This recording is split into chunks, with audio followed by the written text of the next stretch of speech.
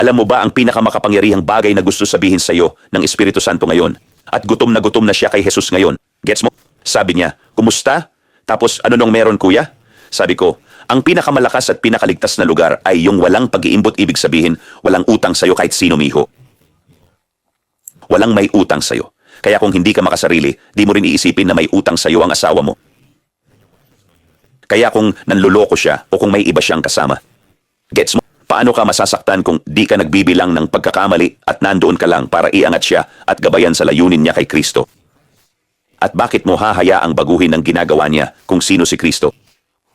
Kasi yan, panlilin lang yan kasi di nagbabago si Jesus maliban kung bumalik ka sa dating buhay, maliban kung tumalon ka pabalik, maliban kung lumabas ka sa kanya para bumalik sa dating buhay, masaktan at isiping may utang sa iyo ang asawa mo. Kita mo, nakapagsasalita ako mula sa lugar na walang may utang sa akin at naranasan ko to kasama ang Diyos. Ibig sabihin, ang buhay niya sa akin, ako'y sumuko at siya ang nagdala sa akin sa mga bagay na to. Ibig sabihin, hinawakan niya ang kamay ko at ginabayan ako sa lahat ng ito at hindi ako nawala sa kanyang kapayapaan, kagalakan at umaapaw na pag-ibig. Ibig sabihin, wala akong kakayahang lampasan ang mga kahirapang ito. Dapat ito'y gawa ng Diyos. Ako